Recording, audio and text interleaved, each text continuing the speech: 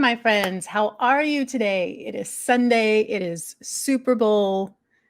I just had it on. And how interesting. I haven't watched any actual sports during any of this lockdown, but I think it's so funny to see these cutout people in the audience and the sounds happening and how much we need people to see us. Isn't that interesting? I think it's so fascinating to watch the machinations of which we will go through to create the idea of being seen and being watched, which is a bit what I want to talk about today with you. And how do we, especially I want to talk to the leaders, people who lead others, but also people who lead families, who are parents, who are partners in relationship. How do we let people know that they're being seen? You know, one of the things I do outside of my coaching work, my direct coaching client to client work, is I do a lot of workshops in the corporate space, a lot of talks in the corporate space. I have to say, they always go over really well. And one of the things I talk about, especially when it comes to leadership, is the power of feedback, the power of really providing good feedback, not feedback that is generated out of frustration or anger, but feedback that is generated from a place of, I want to help you. And how do we give feedback that is given in a way that it can be received, right? So how do we shape our messaging in such a way that the person actually receives this feedback in the way that you intended it, in the way that will help them? And it's not always easy to do, because feedback can often generate for us, the people who are receiving it, a fight or flight response, because when we get feedback, we often go into a social threat state. And a social threat state can just really be narrowed down to the idea that we go into social threat when the perceptions of who we think we are challenged or have to be changed, or the perception of who I thought you think I am. So if I thought you thought I was a great worker or a great partner, and all of a sudden you're telling me this becomes a social threat. And now I'm scared. And that's why a lot of people, when they get feedback, they often will have reactions that can be startling to the person who's giving the feedback. And just know that they can have these strong reactions, in part because they're in a fear state, right? And they're in a fear state around having to change who they think they are, or having to kind of adjust who they thought you thought they were. And that can be a really scary thing for people on the receiving end of feedback. So if you're someone who's in a leadership role, or you're in a workplace and having to provide feedback to others, totally get it. Lots of people struggle with this, and lots of people struggle with how to do this effectively. We can often allow our judgments to get into the way. You know, one of the things we want to think about when we're giving feedback is that we're giving the feedback in a descriptive format and not an evaluative format. So it might sound the difference between you were late 3 times this week, which is going to be the descriptive, this is what I noticed, versus you're always late. And you know, the moment I say you're always late, you have carte blanche to argue with it, because you're going to say, you know, Thursday, January 13th, you weren't late. So I can't always be late. So when we talk about feedback, it's also descriptive.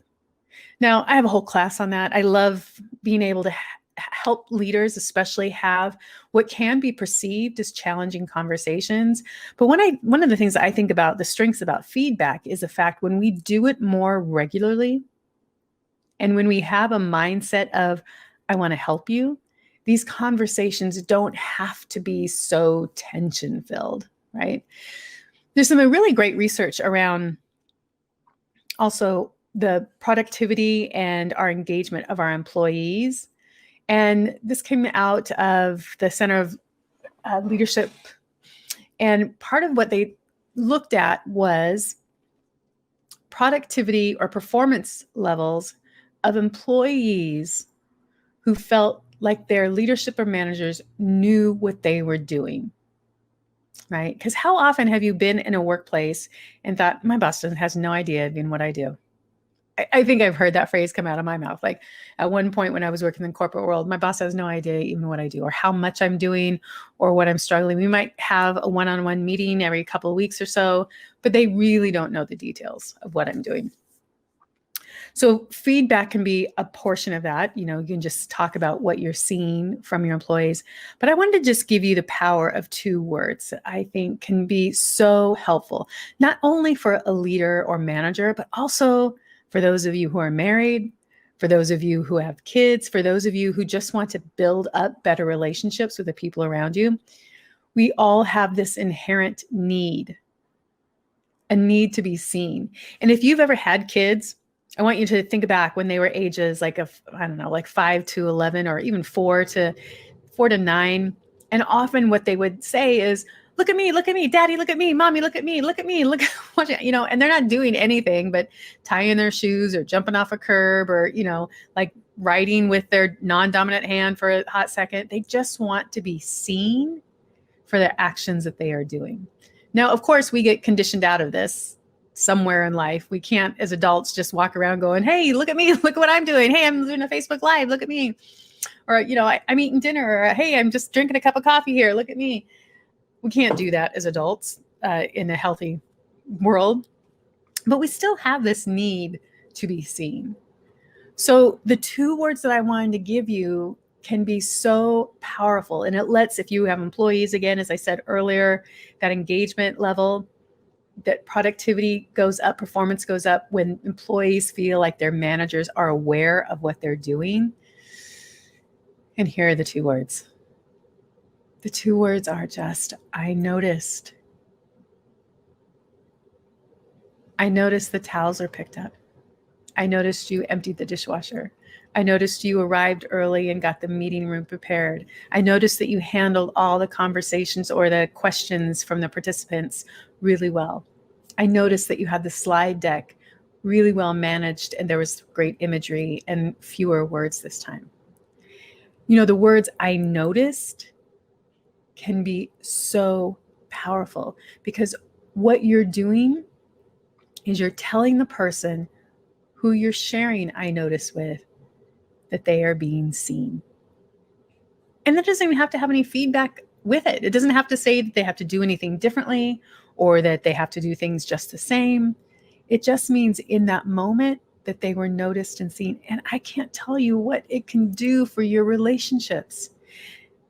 And I want to encourage you to think, if you want to use this tactic, not to notice or constantly looking for the bad things or the things you don't want these people to do in your life.